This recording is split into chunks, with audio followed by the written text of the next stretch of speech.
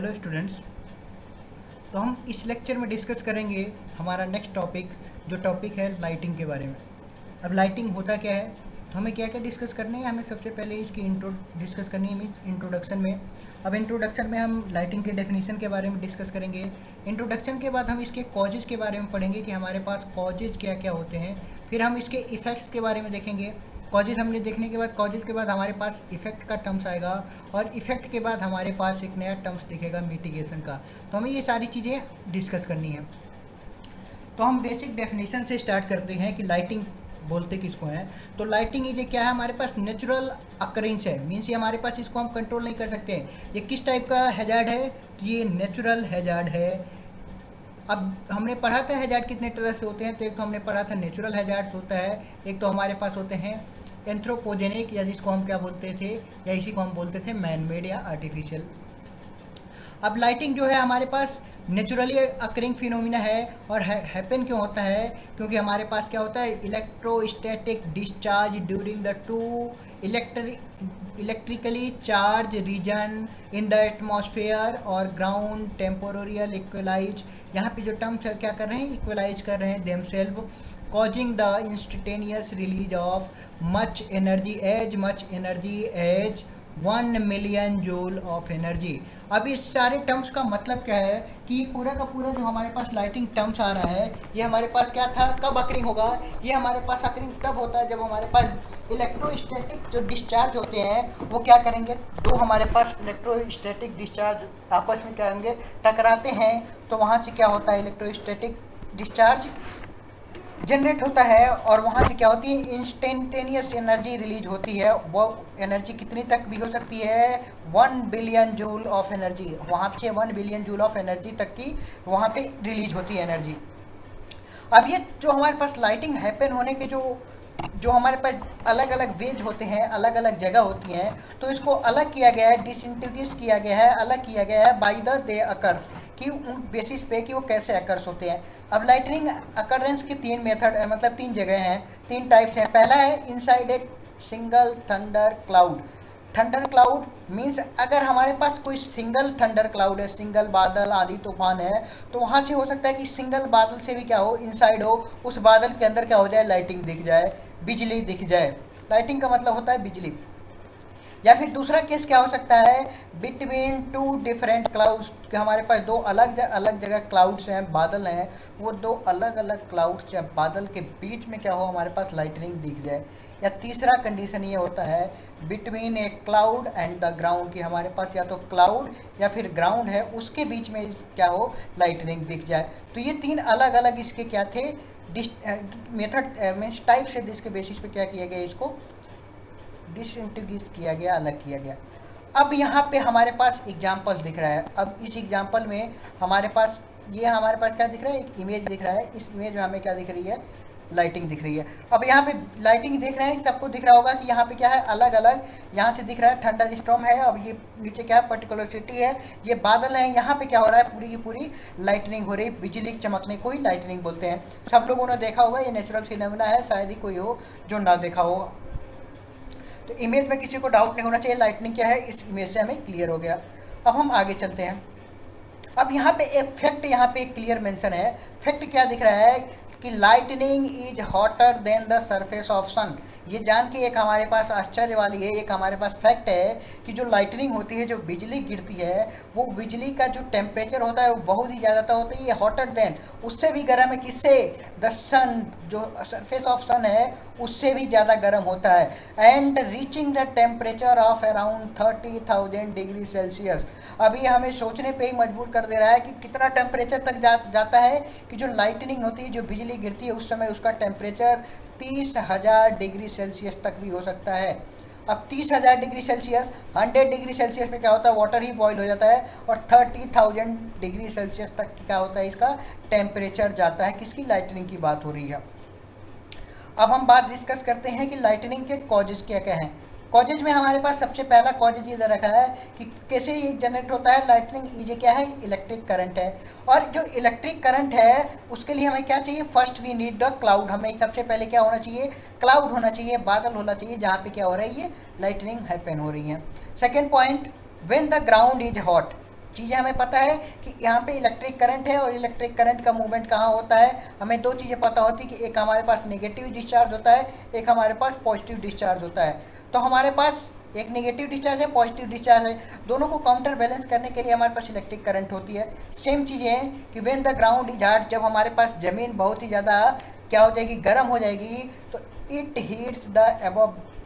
अब क्या करेगा, किसको हीट करेगा, जो एयर है किसके ऊपर, अर्थ के सरफेस के ऊपर। जैसे ही सरफेस गर्म हुआ, हवा क्या हो जाएगी, आसपास की हवा गर्म हो जाएगी। This this warm air rises, ये आप जब गर्म हवा हो गई तो हवा गर्म हुई तो क्या होगी, धीरे धीरे ऊपर उठेगी।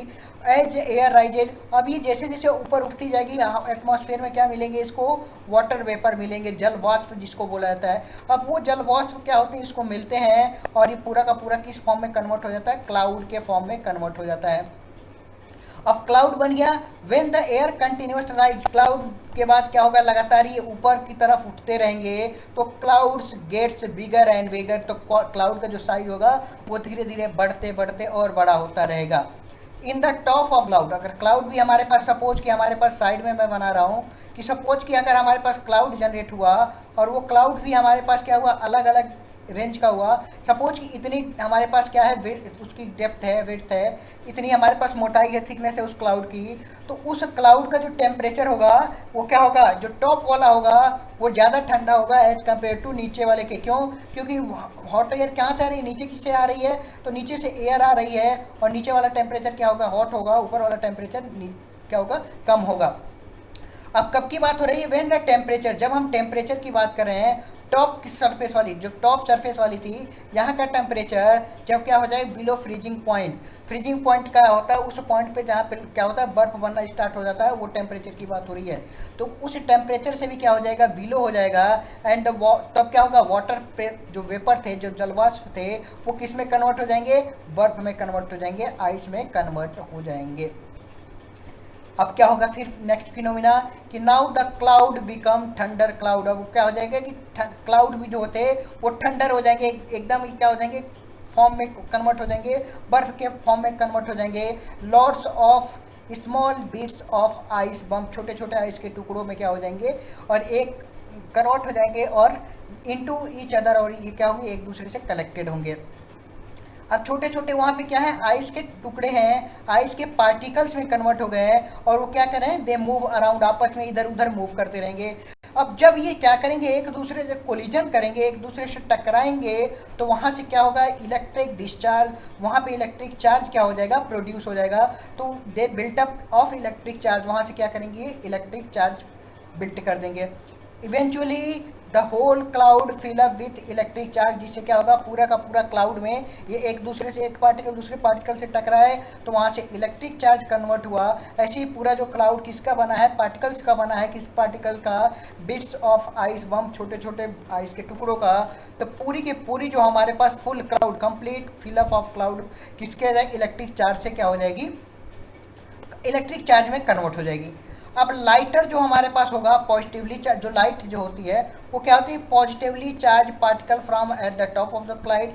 अब जो हमारे पास अभी डिस्कस किया था कि टॉप पे हमारे पास क्या होगा, टॉप पे हमारे पास क्या होगा कि हमारे पास टॉप वाला सरफेस वाला ज़्यादा हॉट होगा और टॉप वाला क्या होगा, ज़्यादा ठंडा होगा। यहाँ पे टॉप है और नीचे क्या है, बॉटम। टॉप वाला क्या है, कम हॉट है, नीचे वाला क्या है, ज़्यादा हॉट है। अब यहाँ पे नीचे वाला जो पार्टिकल्स है वो क्या है, निगेटिवली चार्ज है, और ऊपर वाला जो पार्टिकल है वो क्या है, पॉजिटिवली चार्ज है। अब ये निगेटिव पॉजिटिव जब एक दूसरे से मिलेंगे तो क्या हो जाएगा, न्यूट्रल करेंगे एक दूसरे से, और वहाँ से क्या होगा, थंडर स्टॉर्म जनरेट, वहाँ से हमारे पास लाइटनिंग जनरेट हो जाएगी। अब यही चीज़ें आगे मेंशन होगी। यहाँ तो पता चल गया कि ऊपर वाले पार्ट्स पे क्या है, पॉजिटिवली चार्ज है, और नीचे वाला पार्ट जो हमारे पास है वो नेगेटिवली चार्ज है। नीचे किस चीज़ की बात हो रही है, अभी क्लाउड के फॉर्म पे ही है, क्लाउड की ही बातें चल रही हैं। ठीक है, नेक्स्ट स्लाइड में देखते हैं। अब ये कैसे जनरेट होते हैं उसकी बातें की गई कि when the positive and negative charge grow large enough they get spark. अब क्या होगा कि जैसे जैसे ये जो पॉजिटिव और नेगेटिव चार्ज है बढ़ते रहेंगे तो वहाँ से क्या हो जाएगी, स्पार्क जनरेट होगी। जैसे क्या होती है, छोटे से स्पार्किंग होती है, स्पार्किंग में हमारे पास दिखती है छोटी सी लाइट जलती है। अब ये छोटी सी एक दूसरे को काउंटर बैलेंस की तो वहाँ से स्पार्क हुआ, लेकिन लार्ज स्केल पे होगा तो क्या हो जाएगी, ये लाइटिंग पे बिजली गिर जाएगी। Occurrence between the two charges, अब कब अकरेंस होगा, दो चार्जेज के बीच में, with in the cloud, cloud के बीच में क्या होगा, ये दो चार्ज जो थे पॉजिटिव और नेगेटिव चार्ज आपस में टकराएंगे और क्या हो जाएगी, वहाँ स्पार्किंग के चलते लाइटिंग हो जाएगी, लाइटिंग का फिनोमिना अकर्स होगा। This is like a static electrically spark you see but much bigger. ये ऐसे ही होगा जैसे हमने देखा होगा कि अगर नहीं देखा होगा तो दो इलेक्ट्रिक के वायर लेना और एक दूसरे में जिसमें करंट फ्लो हो रही है दोनों को एक दूसरे में क्या करना, टच करना, तो वहाँ से क्या दिखेगा कि हमारे पास स्पार्क जनरेट होगा। वैसे ही जनरेट होता है, लेकिन क्या होता है, ये चीज़ें ध्यान रखने की, बहुत ही ज़्यादा लार्ज स्केल पे होता है। Most lightning happens inside a cloud, जो मोस्टली हमें देखने को मिलता है कि लाइटनिंग जो होती है वो क्लाउड के, मतलब सिंगल क्लाउड के बीच में ही हैपन होती है, लेकिन sometimes it happen between cloud and ground, कि कुछ टाइम क्या होता है कि दो क्लाउड के बीच में भी देखने को मिलता है, और कभी कभी हमारे पास सिचुएशन ऐसी हो जाती है क्लाउड और ग्राउंड के बीच में भी देखने को मिलता है।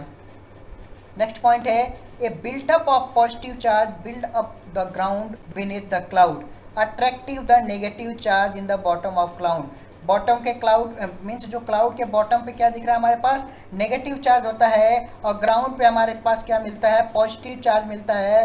कंसंट्रेट अराउंड एनीथिंग, अब कहाँ कहाँ पे मिल सकता है, ट्रीज पे मिलती है, तो ट्रीज से क्या होगा, पॉजिटिव चार्ज यहाँ से इतने ले लिया, और बादल पे हमारे पास क्या है, जो हमारे पास क्लाउड था ऊपर, क्लाउड के निचले पार्ट पे क्या था, नेगेटिव, क्लाउड के जो थिकनेस थी उसके ऊपरे पार्ट पे पॉजिटिव, और जैसे ही अर्थ पे बात आ रही है तो अर्थ पे भी हमारे पास जो जितने भी ट्रीज थे, जितने भी हमारे पास ह्यूमंस होते हैं वो भी क्या होते हैं, पॉजिटिवली चार्ज होते हैं। तो ये ऊपर वाले चार्ज पे ना जाके अट्रैक्ट होकर क्या हो जाएगा, नीचे वाले चार्ज से अट्रैक्ट हो जाएगा।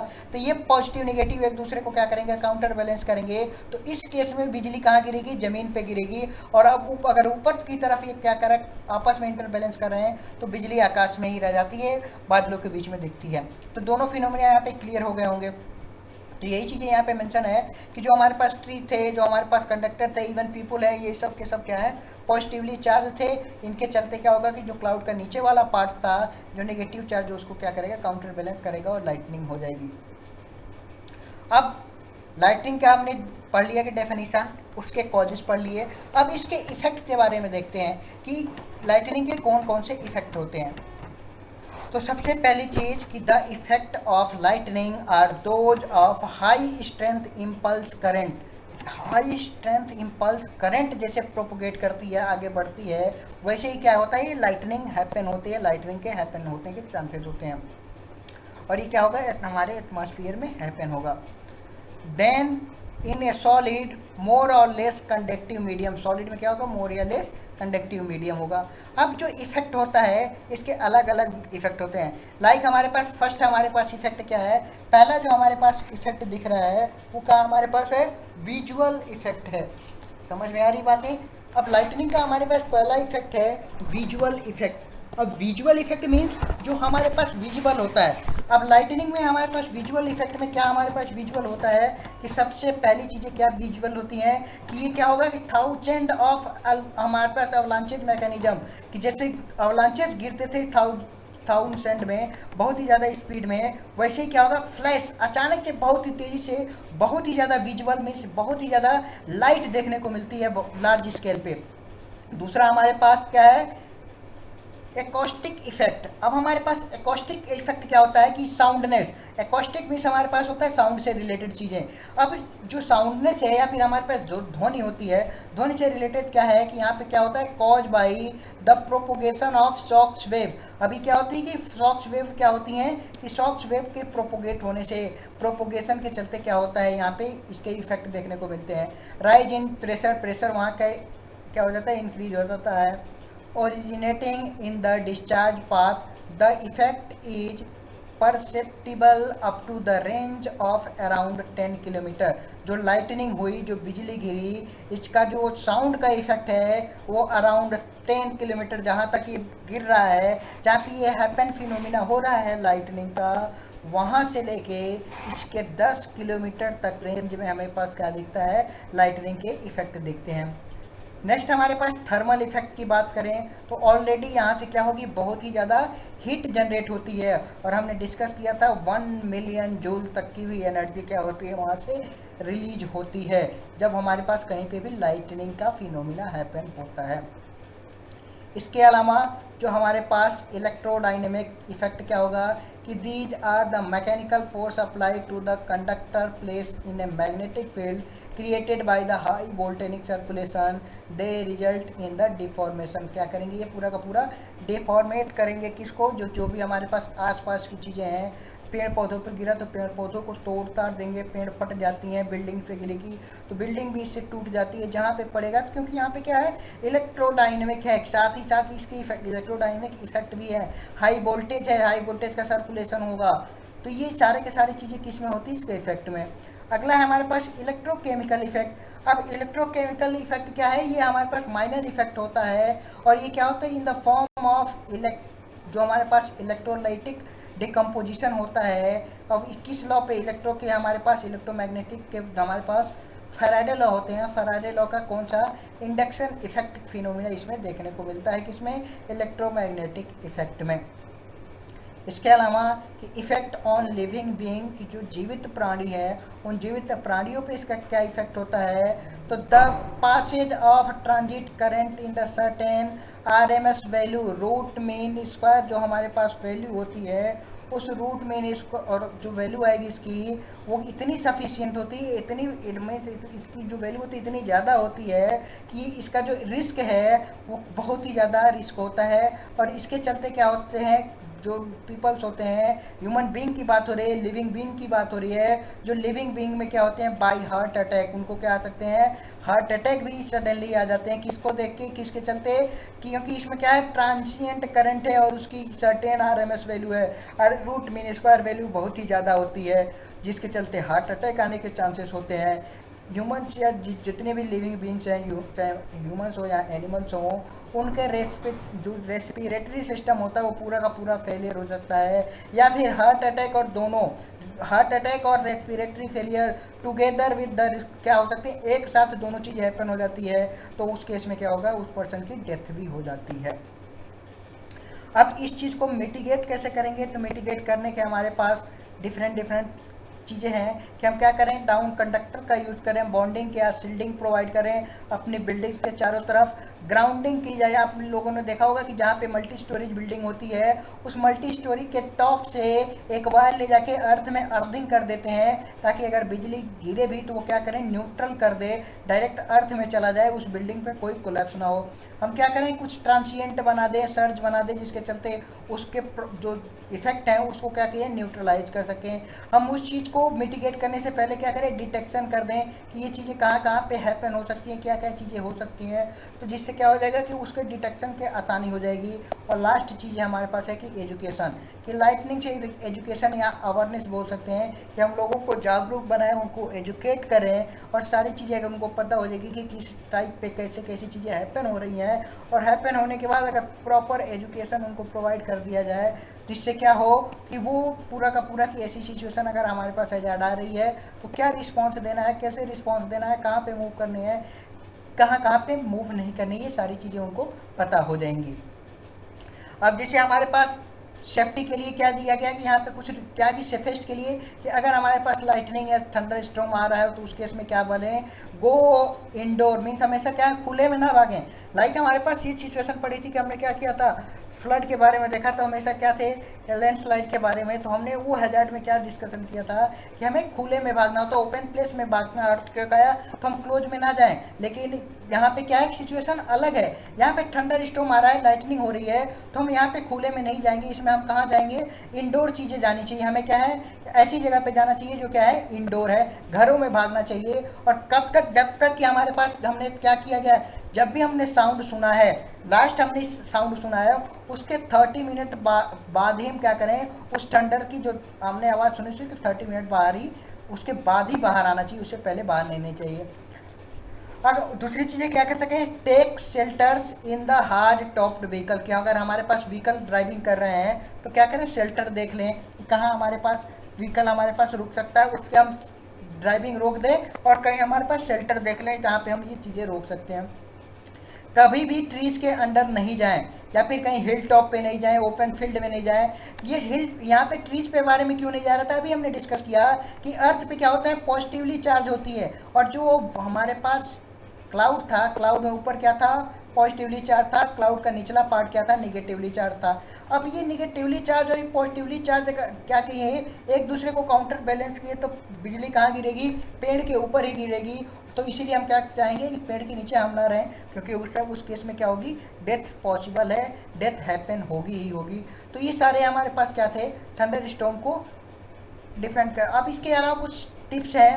टिप्स कौन कौन से हैं हमारे पास, पहला keep watch. Keep watch means जैसे ऑलरेडी हमने डिस्कस किया कि ये देखते रहो कि जो स्टॉर्म आया है क्या है, 50 miles away it can be still produce lighting under the clear screen. अगर हमारे पास 15 मीटर तक भी दूर है तो हमारे पास क्लियर दिख सकता है। अनप्लग मीन्स जितने भी हमारे पास इलेक्ट्रॉनिक डिवाइसेस हैं उनको क्या किया जाए, अनप्लग कर दिया जाए। अनप्लग मीन्स सारी चीज़ें बंद कर दी जाए। Centre your self means stay away from the winter and door. Door और विंडो जो होते हैं उस डोर और विंडो से क्या करें, अवे होकर सेंटर पार्ट में रहें बिल्डिंग के। नो वाटर, वाटर से रिलेटेड कोई सी भी चीज़ें बिजली के टाइम पे जो लाइटनिंग हो रही है उस समय कभी भी यूज ना करें। साथ ही साथ इसके अलावा जो फिफ्थ टिप्स है कि हमारे पास हेल्पलाइन नंबर जो 911 होता है उसको यूज किया जाए, ताकि हमारे पास क्या थे, इस चीज़ को लाइटनिंग को इफेक्ट के क्या है, ये जागरूकता है, इसके अवेयरनेस है, इसके जो टिप्स हैं, ये सारी चीज़ें अगर हम कर रहे हैं तो कहीं ना कहीं हम क्या कर सकते हैं, इसके इफेक्ट को मिनिमाइज कर सकते हैं, मिटिगेट कर सकते हैं, रिड्यूस कर सकते हैं, और लोगों के अपने साथ साथ लोगों की भी जान बचा सकते हैं। तो ये था आज का हमारे पास जो टॉपिक था, ये आज के टॉपिक हमने डिस्कस कर ली। Thank you.